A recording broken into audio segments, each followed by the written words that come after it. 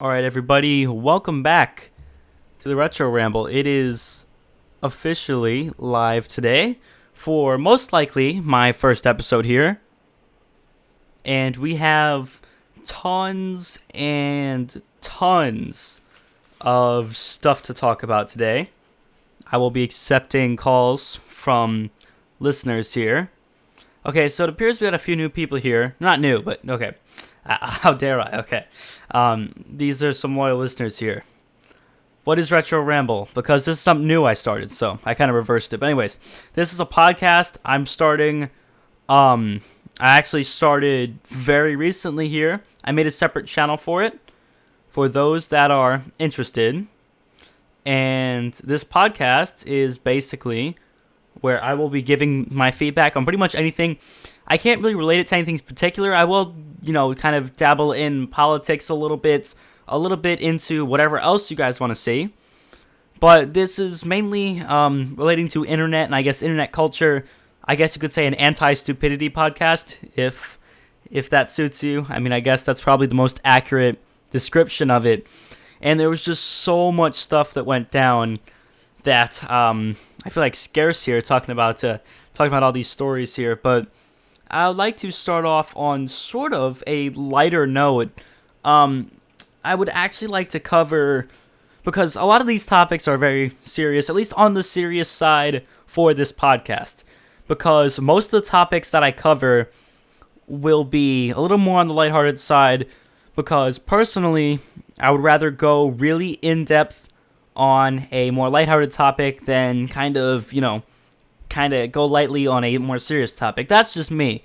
But, it's more whatever you guys really want. So, as you guys can see on the screen here, for those that are listening, don't worry about it. But this is for those that are watching this on Twitch and on YouTube at the moment currently. And this right here is what you guys need to do if you would like to call in. So, you guys can call into my Skype. You guys will see my Skype name up here on the screen. My Skype is the Retro Ramble. And with this Skype here, what about the debate last night? We're going to get to it. This Skype right here, the Retro Ramble, for those who would like to, you can call me once I open up the opportunity to call. You can see it right there, the Retro Ramble. The rules will be on the screen. If you break any of the three, you will be hung up on, unfortunately. And if someone intentionally tries to sabotage the podcast, that meaning playing something incredibly inappropriate or whatever the case is, there's absolutely no remorse, and you'll be permanently banned. So yeah, if it's an accident, things slide, that happens, I'll just hang up and, let you try again in the future. But for any intentional sabotage, permanently banned.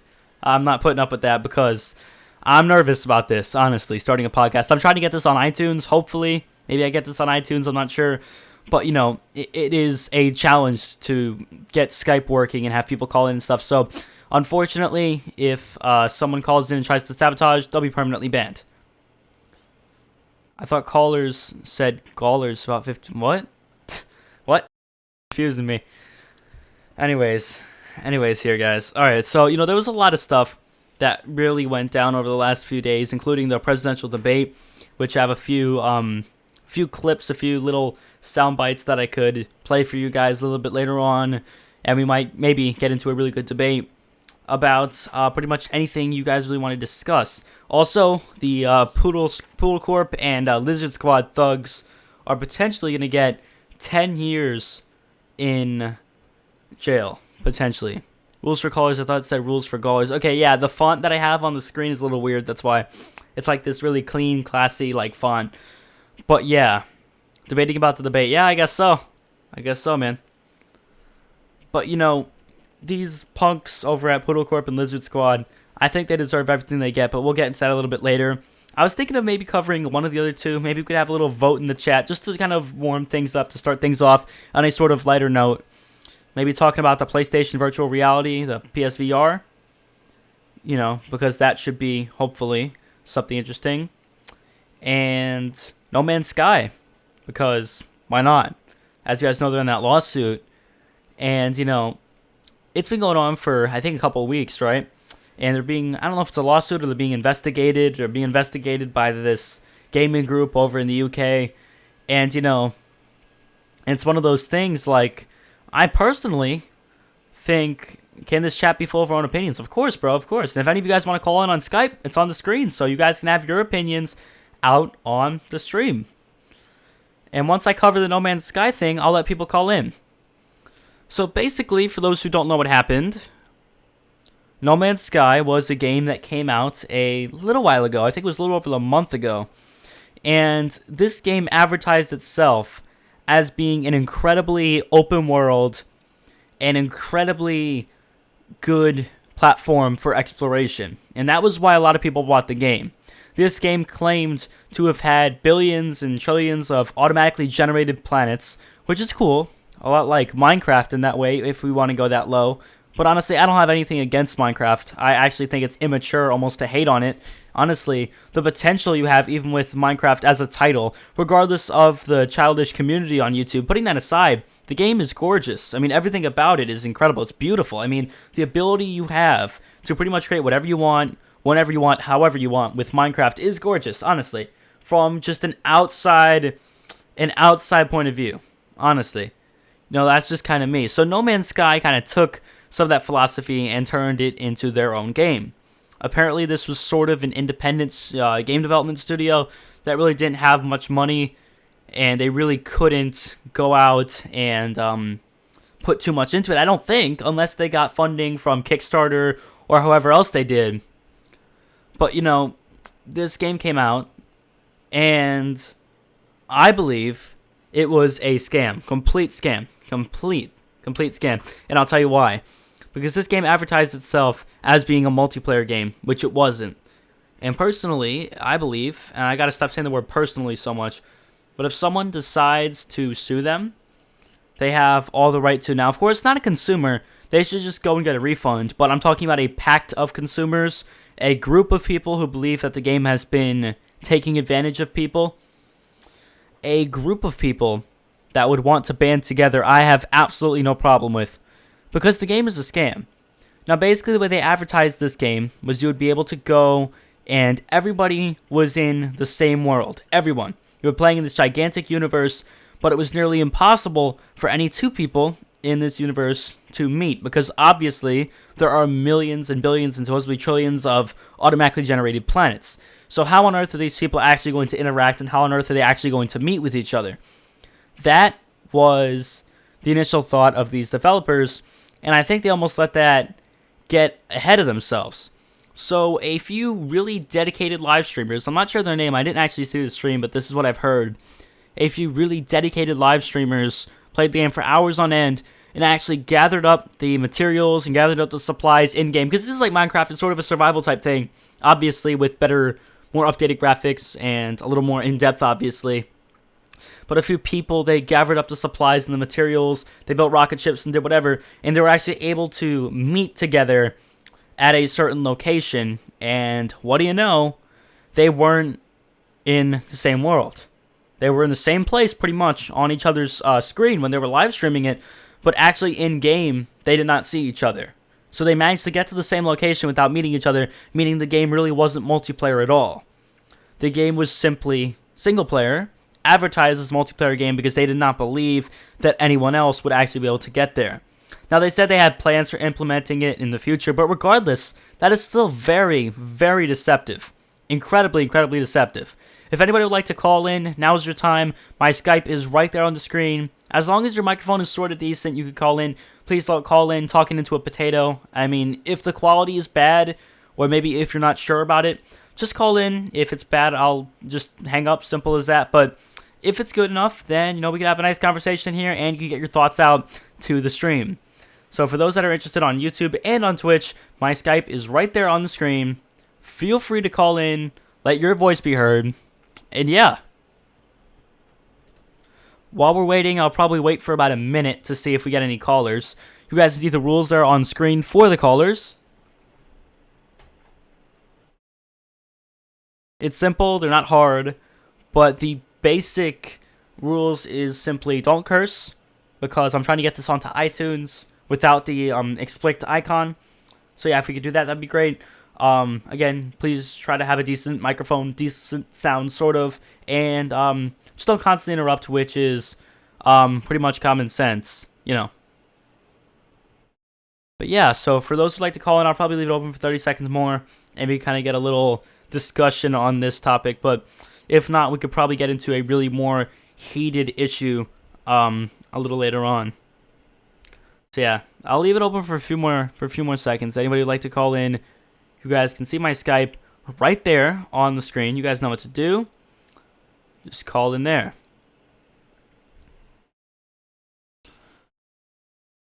Okay, it appears you might get a few callers. If you guys are planning on calling in, hurry it up though, because there's a lot of stuff we want to cover, which I think we'll move on to in a little bit.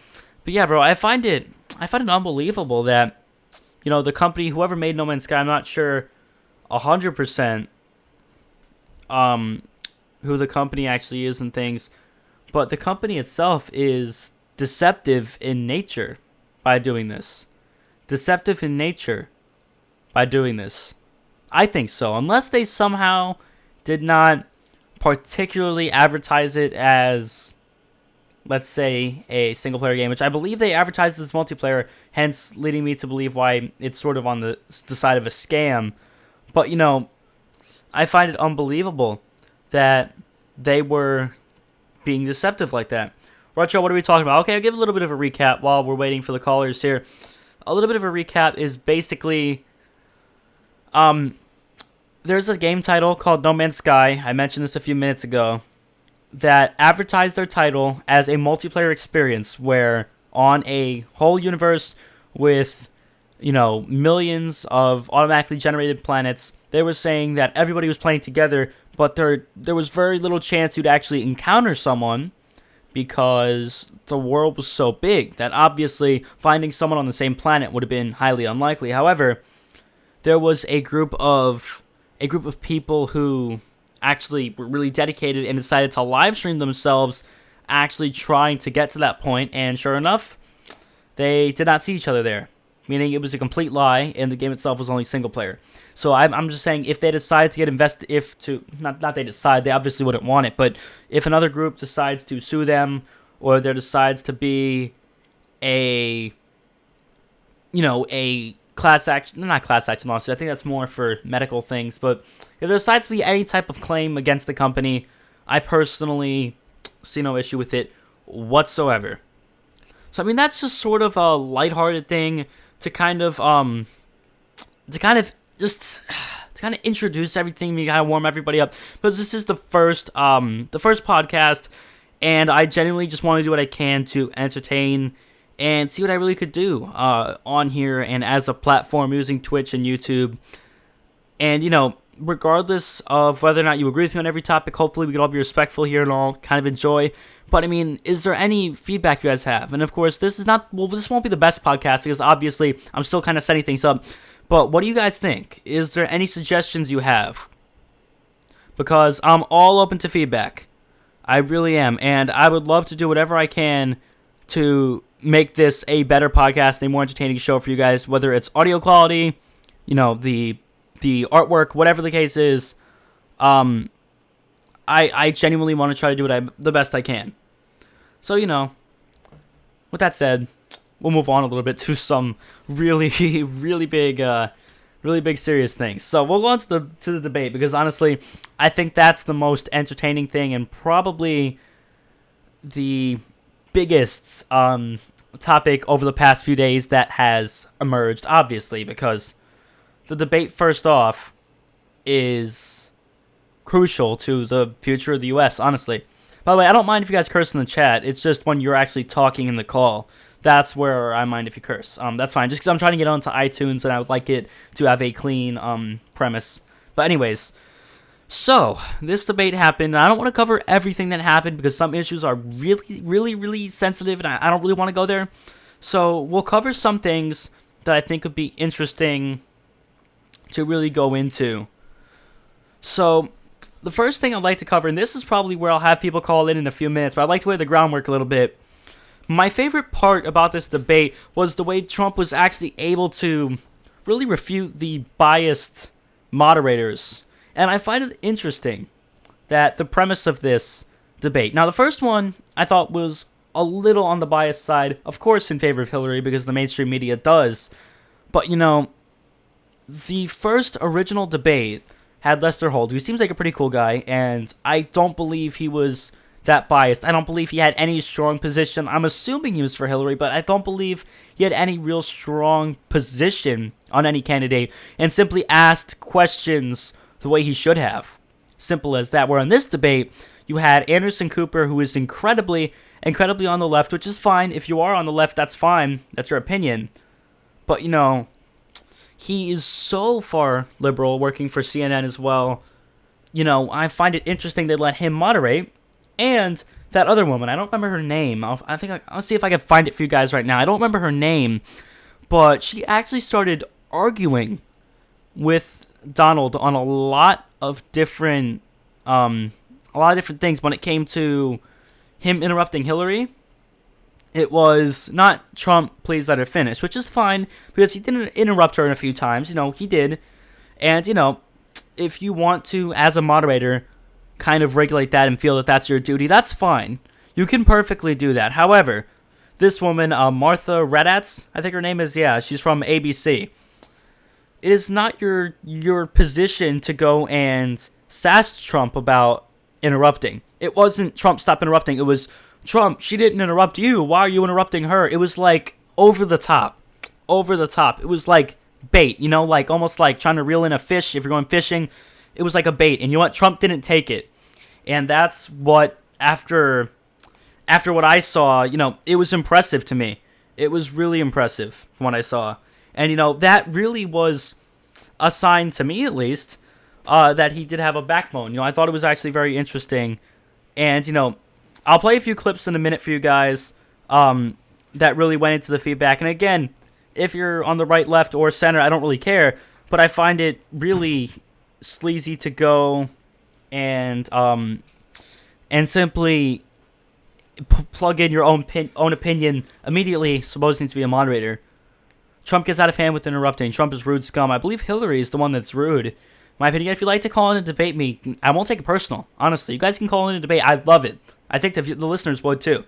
I'm open to anyone with any opinion coming on and debating. I don't think he's rude. I think he's a little pushy, and I think he's tired of constantly having the odds stacked against him. Now, look, is it a little pushy what he does sometimes? Yes. But you have to take in mind, you have most celebrities, most of the media, always against him. Always against him. And, you know, I think that's something interesting. So, yes, you can call in now. Those that want to call in, rules on the screen. You guys can see it, and my Skype. I'm not going to keep repeating that, so if a new listener comes in, people in the chat, please try to inform them. But yes, you can call in on Skype now. Are you on Twitch right now? For those asking in the YouTube chat, yes, I am on both. All right, Alfiox, what's on your mind, bro? With the point where you were talking about how he was being interrupted a lot. Yes. I definitely saw that. I only watched about like the first hour, but I definitely saw that. I wanted to hit on the point where, you know, I definitely have a bias towards Trump. I do as well, but I personally see no reason to not defend him when the odds are stacked against him. Yeah, definitely. And what I saw last night, like one of the biggest points is I saw Hillary just keep on lying. Constantly, definitely, yeah. Question, there's a weird like snapping noise coming from microphone. I'm not sure if that's you or anything, but oh, that's me. I'll stop it. Okay. just like keeping the quality A game. Yeah, you know, I find it just interesting the way there was this extreme bias towards Hillary and no one comments on it. Now, I'm gonna put you on hold for a minute. Not on hold, but I'm gonna mute your mic for a minute, just so you guys, everybody here, can listen real quick. I want you guys to hear all of this. You, Alfiox, I want to hear your feedback on this once we come back. So I want you guys to listen to this. This is a fail compilation of the moderators. This is a fail compilation. So I want you guys to listen to this and just tell me what you think. This is a verified account that is in support of Trump, but these clips are not altered or modified in any way, at least to my knowledge. I want you guys to listen to this. Ambassador Stevens. The question is that the discipline of a good leader? Said a lot of things. I mean, I think we should be allowed to maybe Mr. Trump, we're going to go on. This is about the audience. Disaster as a Mr. senator. Trump, we're going to move on.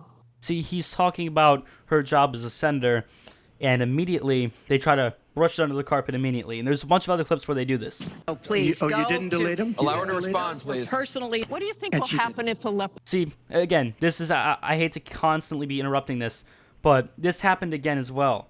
When he makes a supposedly outrageous claim, some of which are on the outrageous side, some of which I think are completely true.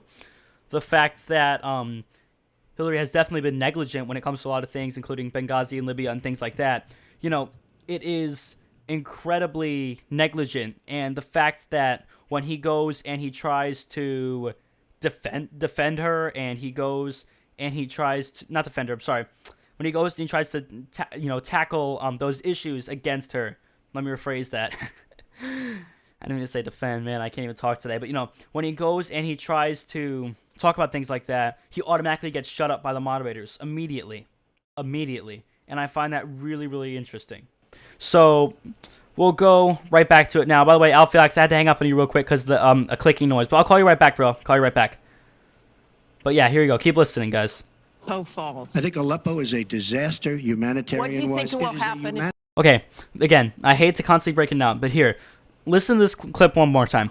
Oh, please. You didn't delete him? Allow her to respond, please. Personally, what do you think will happen if Aleppo falls? I think Aleppo is a disaster humanitarian-wise. What do you think will happen if it falls? See, he was in the middle of answering a question. They go, what will happen if Aleppo falls, right? And I believe Aleppo is a safe zone in Syria.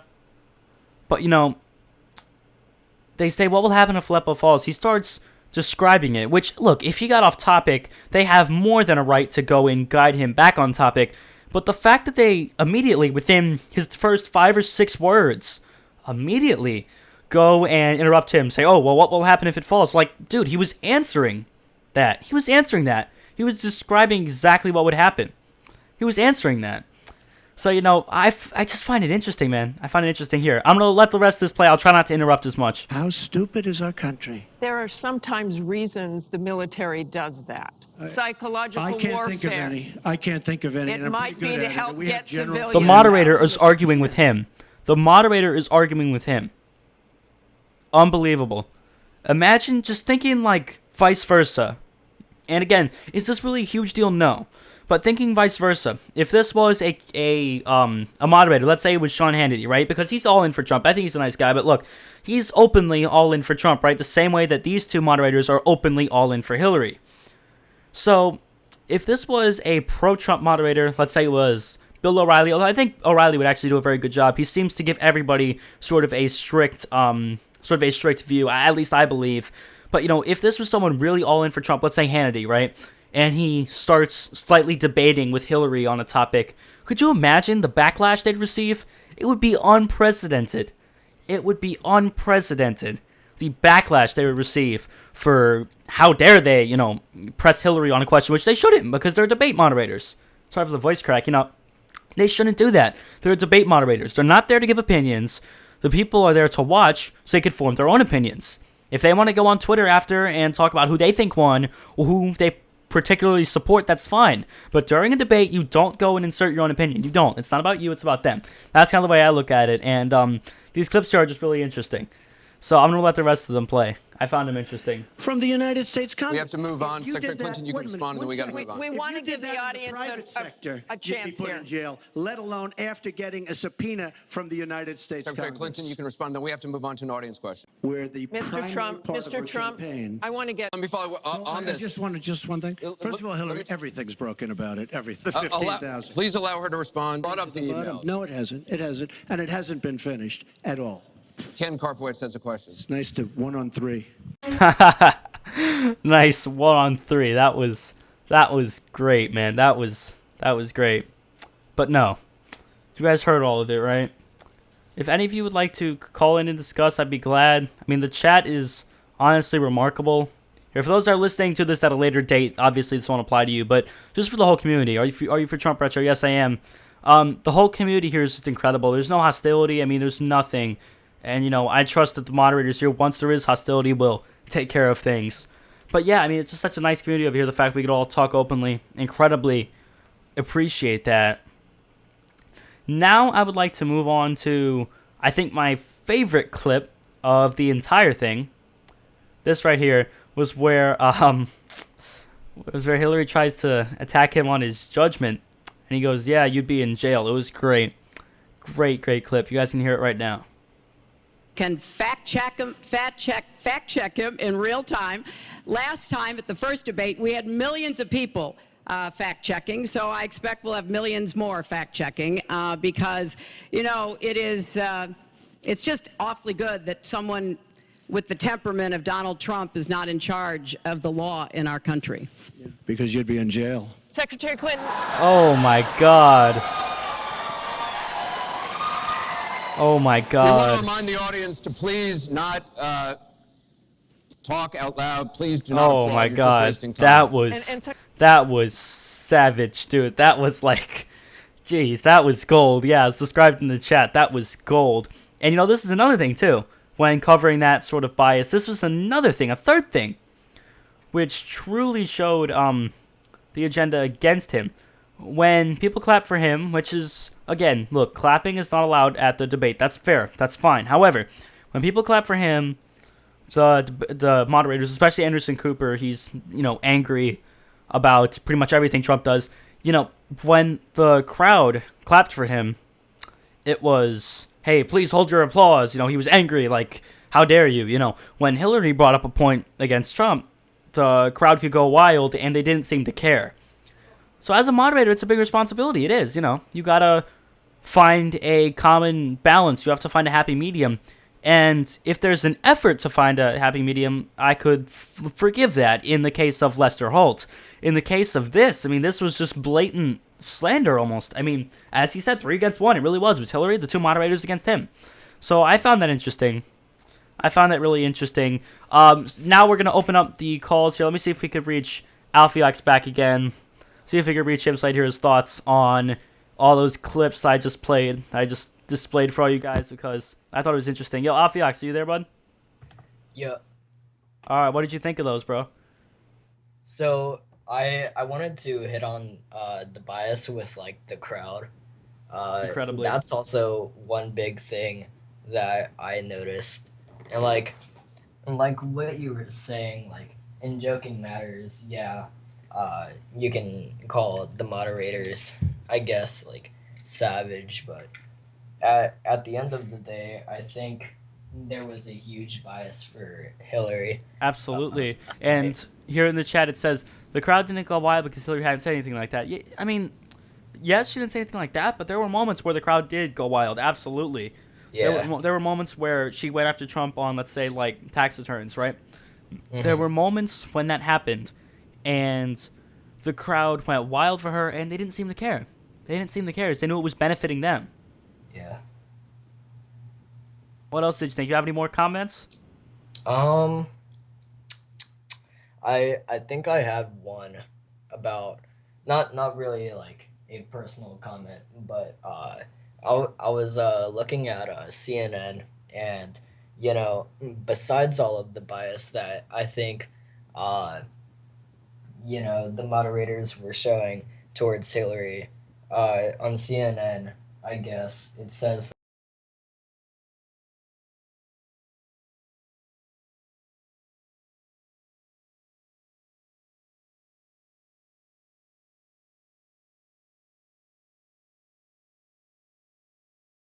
Oh, yeah, absolutely it was. And when it came down to the talking time, the only reason why Trump technically had more talking time was because everything that came up was against him.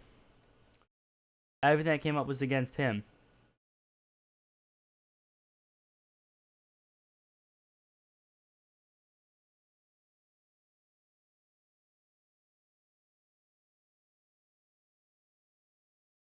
Wait, guys, what happened? Apparently there's some technical difficulties here. Yeah, as VCA said, refresh. Refresh, guys, better idea. Alright, so I was asked for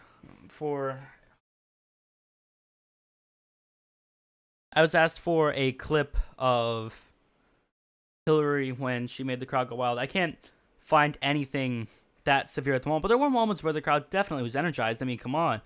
More than they should have been, according to the preset rules the moderators made. Which is where I believe that huge bias comes in. It just died for a few seconds. All right, well, is it back now? Is the show back now? Be great to hear. All right, thank you, Alfiox, for the call. Appreciate it. All right, you're stuttering on Twitch. That's got to suck. Dang. Not sure why I haven't dropped any frames, so I greatly do apologize for that. Hopefully it won't come out on the finished version of the recording. But yeah, the FBI are shutting you down, or Hillary supporters. Retro, your audio is stuttering. Could you restart? Let me listen to it real quick. I don't think so. Can you guys... it's looking clean to me. Hold on 1 second, guys.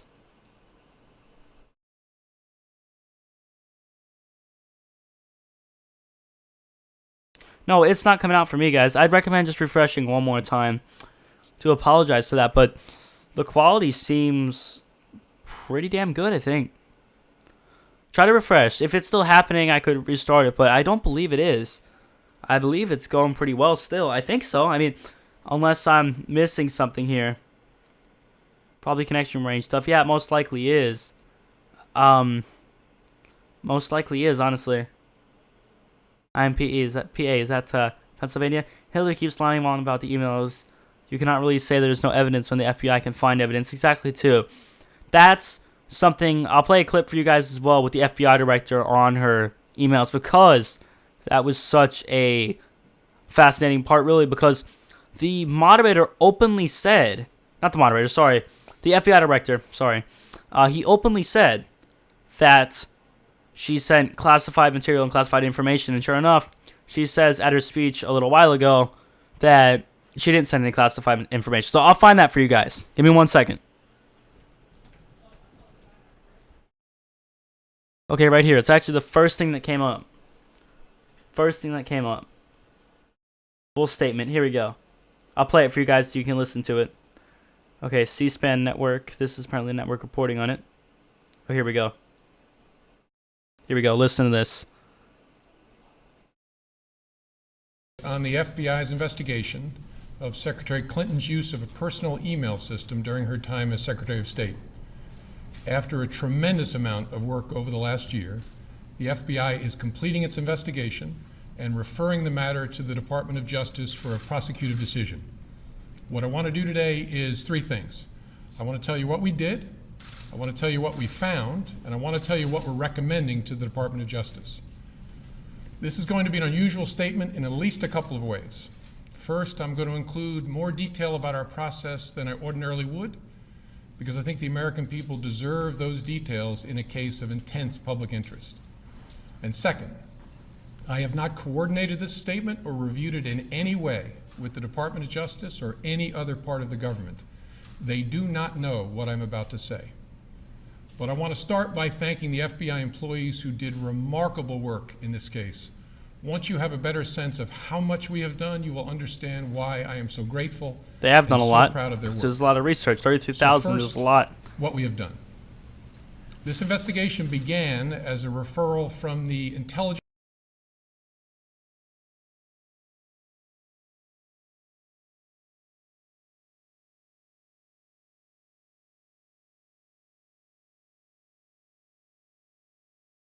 Oh, crap. Accidentally muted it. My apologies. Our investigation looked at whether there is evidence that classified information was improperly stored or transmitted on that personal system in violation of a federal statute that makes it a felony to mishandle classified information, either intentionally or in a grossly negligent way.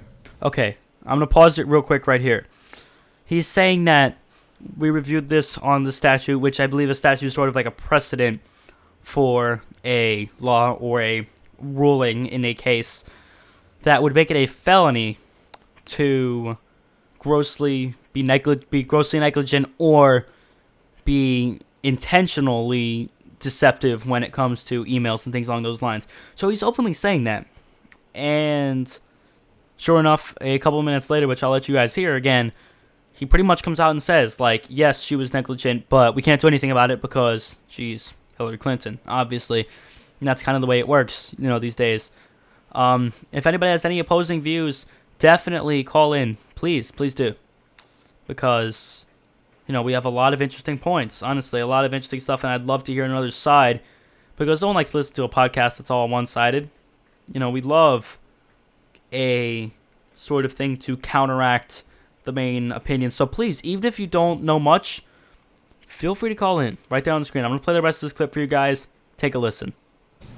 Or a second statute making it a misdemeanor to knowingly remove classified information from appropriate systems or storage facilities. And consistent with our counterintelligence responsibilities, we have also investigated to determine if there is evidence of computer intrusion by nation states or by hostile actors of any kind. Now, I have so far used the singular term email server in describing the referral that began our investigation. It turns out to have been more complicated than that. Secretary Clinton used several different servers and administrators of those servers during her 4 years at the State Department. And she also used numerous mobile devices to send and to read email on that person.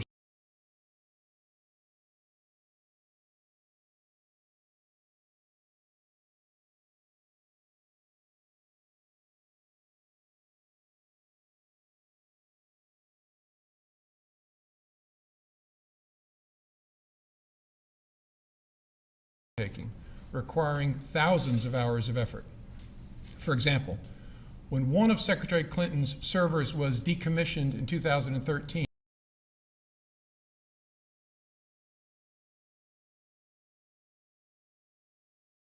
moving the frame from a huge unfinished jigsaw Wait, I'm not puzzle. sure. Hold on. Give me a minute, guys. I'm not sure why it does this, but for some reason it is automatically muted.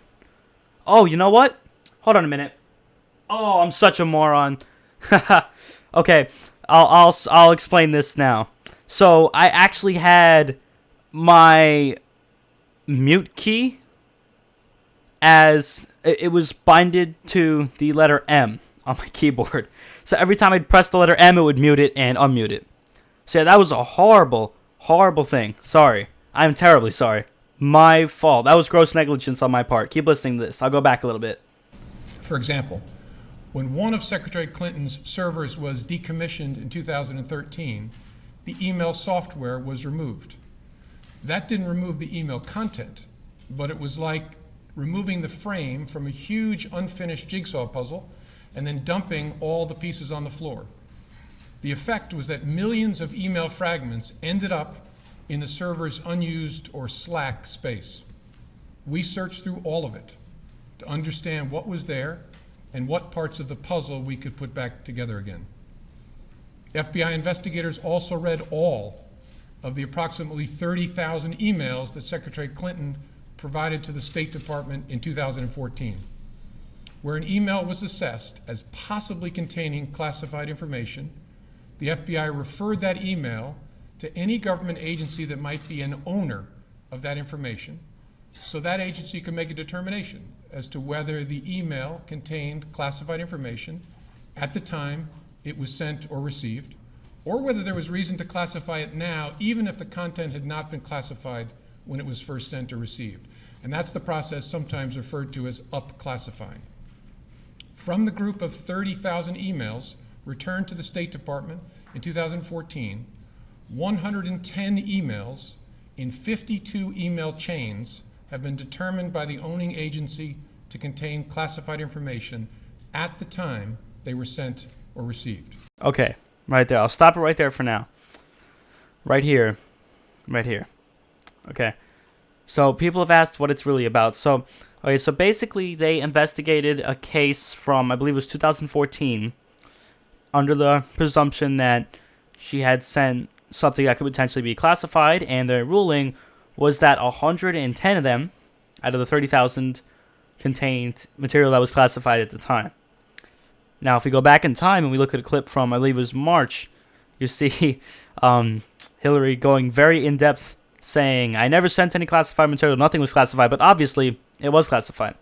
But what are in those emails? Okay, so there was a lot of content referring to government plans, things along those lines. And obviously, as Secretary of State, you have information on pretty much any plan the government has for the future. Obviously, Secret Service is a little higher up. But, as Secretary of State, you have power to pretty much do anything you want, pretty much. So you have all this power. You have all this knowledge. and you completely negligently, and I believe intentionally, send it over a private server, which you shouldn't have done. She lied about the fact that she wanted to have multiple, she wanted to have it all on one device or whatever, to keep it easier or whatever. So that was definitely interesting. That was definitely interesting, at least to me, and that's definitely something that at least contributed to it. But if anybody would like to call in, the Skype is on the screen. You guys know what to do. Any thoughts, any feedback, pretty much anything like that. But yeah, we'll probably move on to the Pluto Corp and Lizard Squad thing a little bit later on. But yeah, I generally find it pretty interesting. So yeah, definitely, if you guys want to call in, you guys know what to do. It's my Skype on the screen right there. Currently at 6 viewers currently on YouTube and on Twitch.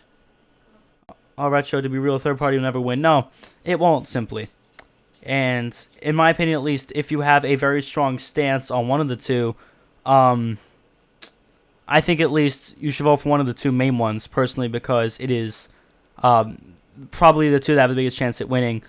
I was Hillary supporter, then Bernie, but he got cheated out by Hillary, so that was a no-go. Then I was a Gary Johnson Senate supporter, but I realized Johnson didn't know a damn thing, and Jill didn't have enough in polling either. Yeah, I mean, that's pretty much a basic summary of the third-party candidates. Really, there really isn't much momentum for either of the two, and I personally don't see much of a difference. Both, to me at least, remind me a lot of a lot of Hillary, honestly. Of course, Jill's a little bit more independent, but her ideas, Jill Steiner, are very similar to Hillary, and Gary Johnson, I believe, is sort of in the middle between the two. Hold on one second, guys. I will be right back. I'll actually leave this clip on so you guys can listen to it for a little bit more. 8 of those chains contained information that was top secret at the time they were sent. 36 of those chains contained secret information at the time, and 8 contained confidential information at the time. That's the lowest level of classification. Separate from those, about 2,000 additional emails were up-classified to make them confidential. Those emails had not been classified at the time that they were sent or received. The FBI also discovered several thousand work-related emails that were not among the group of 30,000 emails returned by Secretary Clinton to state in 2014. We found those emails in a variety of ways. Some had been deleted over the years, and we found traces of them on servers or devices that have been. All right, so that is about it. That's about it for that. I mean, we covered most of it. There's really not much else to cover.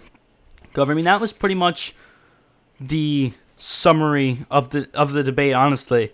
Like, there really wasn't much else to it. I mean, it was pretty standard stuff. They both had their generic answers that they typically use at most events, at most debates, things like that. Johnson had a bunch of softball questions, and you couldn't just answer them. It was crazy. You know, I can agree on that. If you actually... Okay, this would actually be something entertaining.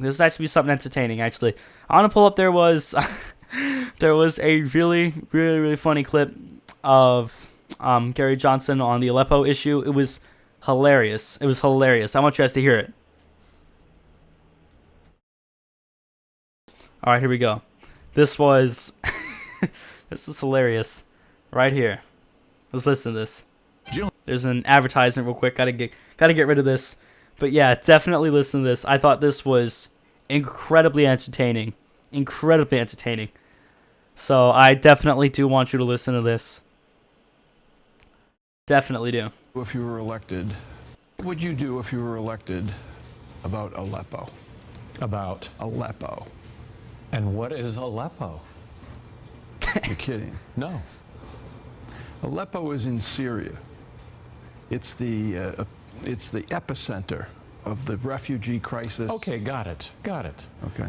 Well, with regard to Syria, I do think that it's a mess. I think that the only way that we deal with Syria is to join hands with Russia to diplomatically bring that at an end. Okay, like, I find this funny, and I think most people found this entertaining. Even Johnson's supporters actually found this entertaining. This is actually just a pretty funny clip overall, because it wasn't the fact that he didn't know the question. It was the way he kind of, I just sort of bluffed, like with sort of poker face, like he would in a game of poker. But he sort of bluffed his answers, what just made it really, really funny. It's almost like I saw a really funny captioned video on YouTube, and obviously there's no video footage here on the podcast, so I can't show it to you guys in a video, but there was a really, really funny video that actually captioned his almost like thought process and stuff. It was hysterical. It was like, you know, what can I say? Russia sounds good. Just say Russia. Yeah, okay, Russia. You know, it was just funny. It was a really, really funny caption type clip. It was called Gary Johnson versus his brain. It was Gary Johnson versus his brain. It was hysterical. Great video. But you know, that was definitely the biggest clip that really got people to kind of feel a little concerned about his competence when it came to things like that, honestly. But when we've aligned ourselves with, when we've supported the opposition, the Free Syrian Army is also coupled with the Islamists, and then the fact that we're also supporting the Kurds, and it's just a mess. And that this is the result of regime change that we end up supporting. And inevitably, these regime changes have led to a less safe world. So an alliance with Russia is the solution to Syria. Do you think Vladimir Putin and Russia are a good and reliable partner? Well, I think diplomatically that has to be the solution, is joining hands with Russia to bring this civil war to an end. Joe. So Aleppo is the center of a lot of people's concerns across the planet about the terrible humanitarian crisis that's unfolding not only in Syria but especially in Aleppo. Yeah, I thought that was pretty funny, honestly. Thought people would enjoy that. He should have said that his focuses were elsewhere. Yeah, that'd have been a better idea. He kind of bluffed his answer, but that was something entertaining, I thought, overall. But I mean, that's pretty much it. I don't want to kill the debate topics. I know everybody's talking about it. I don't want to kill the topic too much. And again, I initially designed this with the intention for not really covering politics much, but of course, this is such a big date and such a big event that obviously I figured I'd let some out there a little bit. If Trump is in office, World War III becoming very soon? I don't think so. I personally don't. Simply because I don't believe one man can control all of that personally. But yeah, regardless, I think that was pretty much it for the debate thing. If we have any final comments, I'll let people call in now. You can see the rules on the screen for people who want to call in. And my Skype name is the Retro Ramble. You can see it right there. The Retro Ramble, capital T, capital R, and capital R. If anybody would like to call in, now's your last chance for pretty much this major section here. But yeah, I personally thought not last night. Was it last night? Yeah, it was. Last night was very interesting and entertaining, especially. I mean, it just provided a lot of candid moments, I thought, that were priceless pretty much.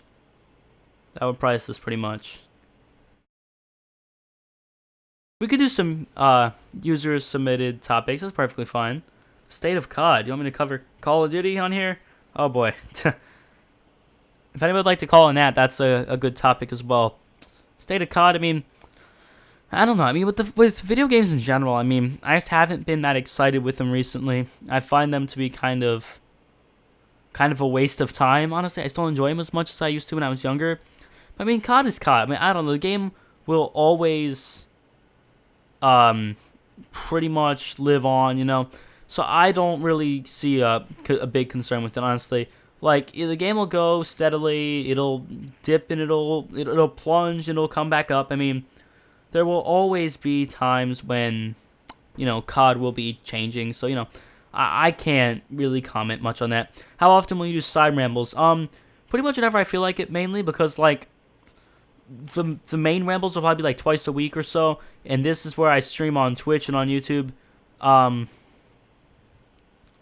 you know, these will be the main ones. They'll be longer, obviously, much longer. These will be the main podcasts with the main topics on them. But, I could always do some side rambles in the future, pretty much whenever I feel like them. They'll be short, like a half hour long, let's say.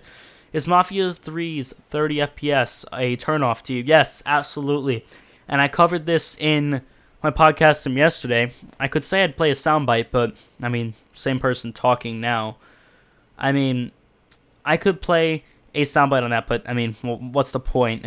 Why not just discuss? Can people request ideas for Retro Rambles? Sure, yeah. If anybody has, again, I'm trying to make this as user-friendly as possible. So anybody who wants to call in or give me just simply an idea to discuss, feel free. Feel free. So, Mafia 3 being only 30 FPS, I think is shameful. I think it's shameful. I just think it's disappointing. Retro, you got to 1K followers with playing COD-type games. If you start changing your content, your viewer base will change significantly. Me, myself, I like you as a streamer, but others might think otherwise. Yeah, I can agree on that, but it's a risk I'm willing to take. I will be doing gaming streams on Twitch as well soon. It's just, I enjoy doing podcasting. I'm trying to get it on iTunes and really do some things with this. So we'll see how it goes, honestly. But, with Mafia 3, it being a big title, a huge title, that has a lot of funding, a lot of money. I believe there's Ubisoft behind them. There's a lot of big companies that are behind them and assisting in pretty much developing this game and publishing it and sending it out to the public, obviously. With Mafia 3, it's a big title like that, not even an indie game, a big title being locked to 30 FPS on the computer is a disappointment. Are you going to be on live radio one day? I'd love to. That would be the best thing ever. If I ever have a fleeting chance at that, maybe when someone looks through and happens to stumble across this podcast, maybe when I'm an adult, maybe, I don't know.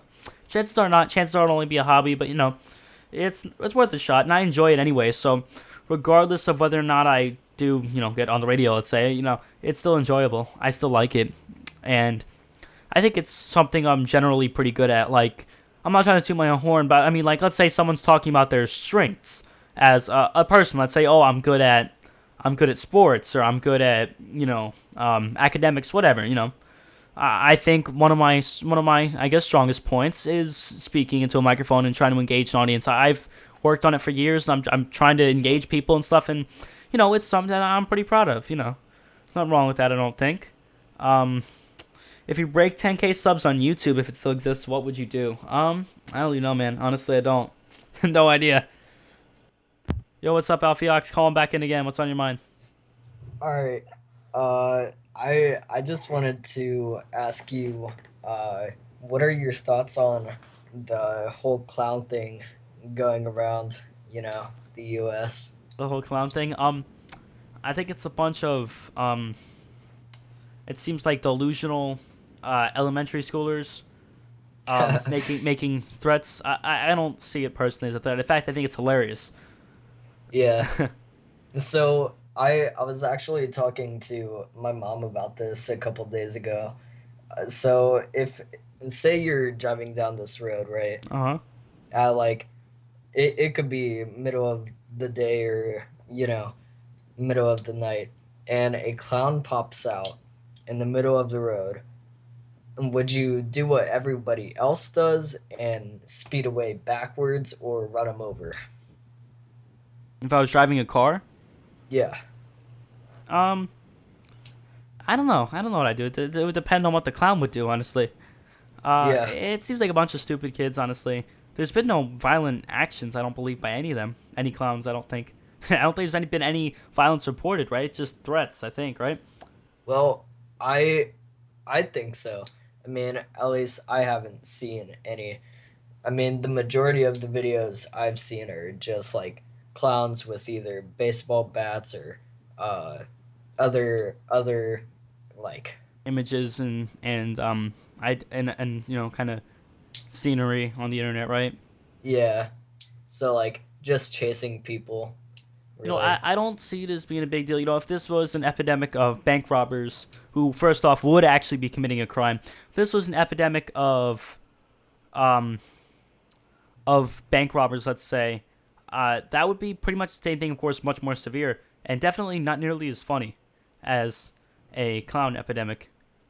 Yeah. A 12-year-old got a felony over having their profile having a clown and sending a threat. Oh, wow. Damn, that's bad, man. But yeah, wow. don't threaten people. I'm not talking about whether or not it's legal what they're doing. Of course, it's illegal to threaten people and stuff. Yeah. But I'm talking like ethically. Them as people, it's probably just a bunch of dumb kids, honestly.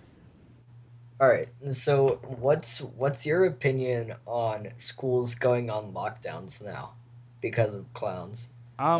They should for sure. Safety precautions, obviously. I mean, I would never a school doing what they can to be safe. There's nothing wrong with that. I can't honestly. Is it paranoid? Maybe, but you know what? If you are able to save lives and do it the best you can, that's the most important priority by far. Yeah. I mean, completely agree with that. Yeah. So, for example, my friend, well, a couple of my friends go to the school on the west side of Columbus, and last week they went on I think stage 2 lockdown. Because 2 clowns were just sitting out in front of the school. And, there have been, more clown sightings in Ohio. So, I don't know whether I should be, filled with anxiety or just not think about it, so... I don't think it's a big deal, honestly. I wouldn't worry about it. That's just my opinion. I think it's dumb and funny. Honestly, I just don't see it as being a serious threat. If there's obviously things that occur that are violent, then obviously, of course, taking it more seriously. But I don't see it as a serious threat. Yeah. I just don't, honestly. But with that being said, thank you for the call, bro. Appreciate it. Yep. See ya. Definitely. Hope you guys on the stream are getting fond of Alfiox. I'll probably be calling in a lot. He's pretty cool, dude. He's been watching for a long time. And I don't see the clowns being a big deal. That's just sort of my opinion. But I was thinking maybe if you guys are interested, would you guys like me to cover? I was thinking of this. I'm not sure if this would interest people. Did you guys hear about the whole "Hey, watch your mouth, Leafy" thing? Did you guys hear about that whole thing? Because if you would like me to go into that, I'd be glad to. I'm not sure if I want to bring that type of drama element on my stream. I mean, I could for sure, but I don't see a need to.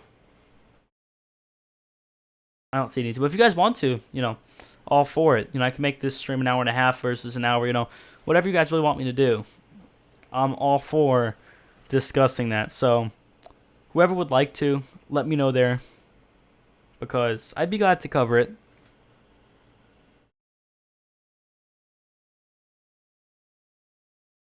I heard Leafy versus iDubbbz and the whole no chin thing. I think that's kind of dumb, honestly.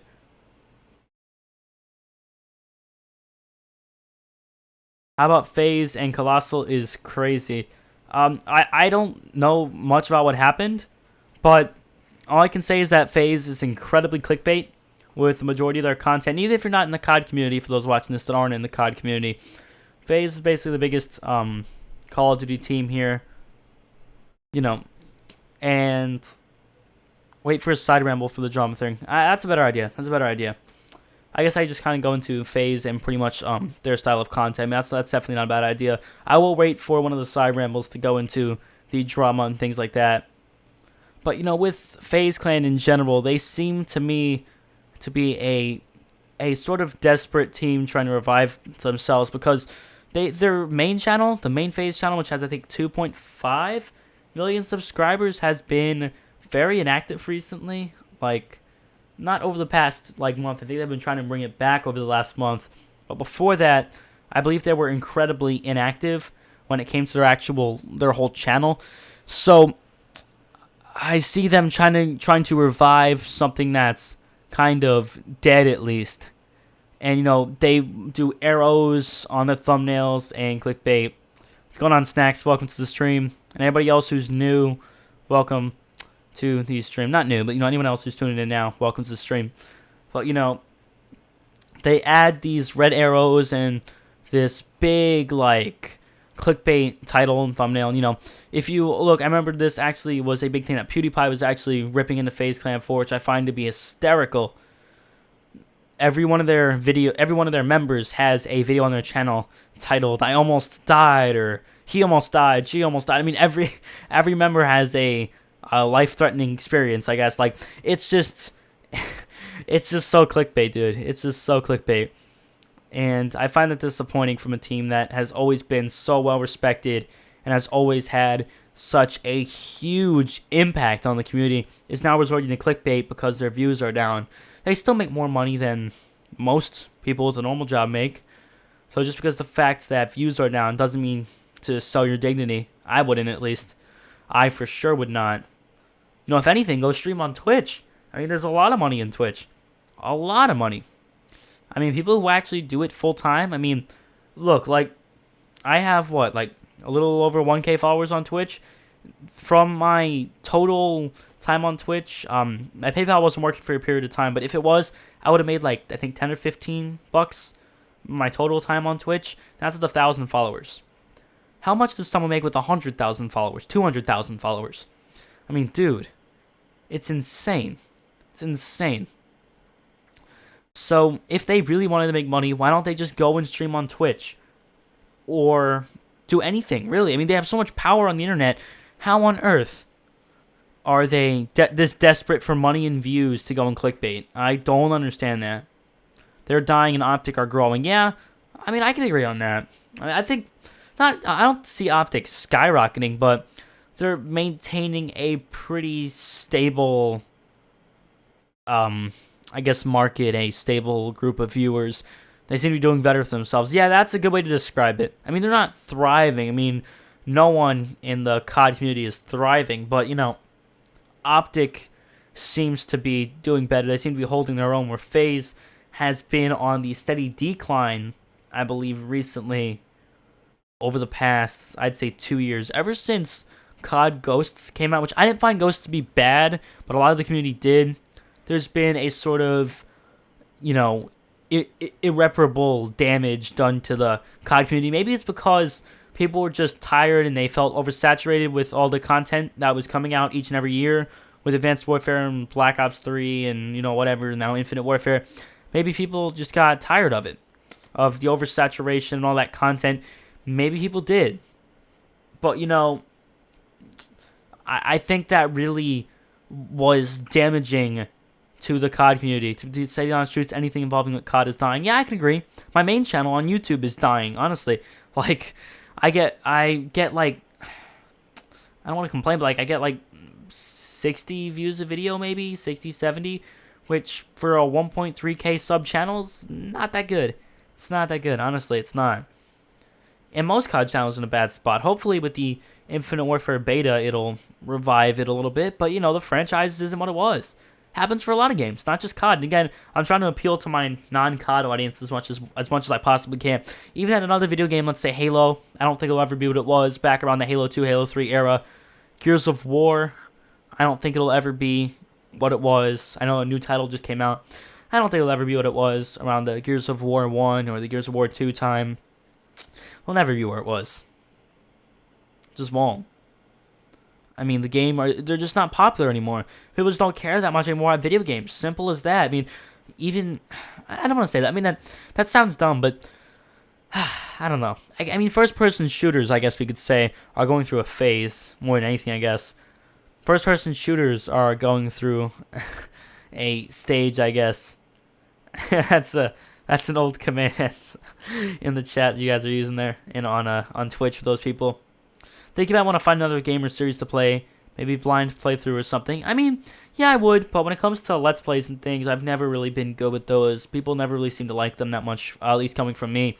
When it comes to another game, I'll try, but again, that seems to be dead too, because those games don't have enough momentum. COD had so much momentum that it burned out, and those games don't have enough momentum that it's almost pointless doing them sometime. Do you think Titanfall 2 and Watch Dogs 2 are going to die fast like their ancestors? Yeah, I think so. Titanfall 2 ain't going to last long. It was a decent game. I like the beta, but it's not going to last long. It's really not. I mean, it's really not. I just don't think so. I mean, the beta, if this is the same case as the first game, the beta had 90% of the content, everybody said, hey, the full game will have more content. They trust the developers over at Respawn, which I'm not saying Respawn were deceptive, but they tried to trust them, and the game came out with very little extra content, and the only time that stuff actually worked was when 8 months, 10 months down the road, they decided to add some more stuff into the game, which still wasn't enough. So I don't think they're going to be as trusting this time around with Respawn. I just don't. With Titanfall 2, at least I wouldn't. I didn't pre-order the game because I don't think there's enough content. I don't know if they've learned a lesson. I don't. Maybe they have, but I don't think so. So a lot of these viewers are not going to trust them. I don't think they will. And they're not going to pre-order. And if the game comes out and they find out that, like its predecessor, it had incredibly low content, chances are they are not going to buy it. Simple as that. So I think the sales will actually be down. They'll be less than the first one. Of course, excluding the fact that it's on PS4 this time. Obviously, the sales will be increased. I'm talking per console. It seems to me that the sales will be lower just because people don't have the trust anymore that they used to. At least I don't think they would. I definitely don't trust them like I used to. Respawn, I don't, because they kind of let us down with the first one. We asked for more content and they put it in, but not really. There really wasn't enough. Should have been more guns, more maps, more modes. That's what we needed. That would have skyrocketed the player base. A competitive edge, some type of competitive mode would have been a much better idea, because that would have actually incentivized people to play competitively on MLG and Twitch and YouTube gaming and all that stuff. People would have been sort of motivated to play this game in a competitive light and would have sort of captivated a casual audience to go and play it. I think so. I think so for sure. So that's definitely one of the biggest. That's definitely one of the biggest topics for me, at least. But with that being said, I don't want to, prolong this podcast so much. I won't be doing too many of these. Probably once or twice a week we'll do one of these. Then we'll do maybe one or two side rambles, I think. You think Battlefield 1 will die fast? I think it will, because there's a much weapon variety. Yeah, I don't think it'll last very long. I just didn't see the whole gameplay being diverse enough to really appeal to everyone. Battlefield 4 really had that diverse audience, I think, in terms of people with different interests.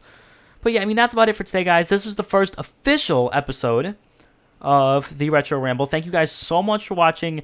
Sincerely appreciate it. If you guys are watching this recently new on the YouTube channel, the Retro Ramble YouTube channel, feel free to subscribe to it and drop a like on that channel. For those who are watching this live now on Twitch, I will be putting the link to that channel here on Twitch. So go over there, subscribe, because this right here is where all these will be posted. They will be there for you guys to look at, to watch after the stream is done. And overall, I'm trying to turn this into something special. I'm not sure. I think it's going to be something really, really cool.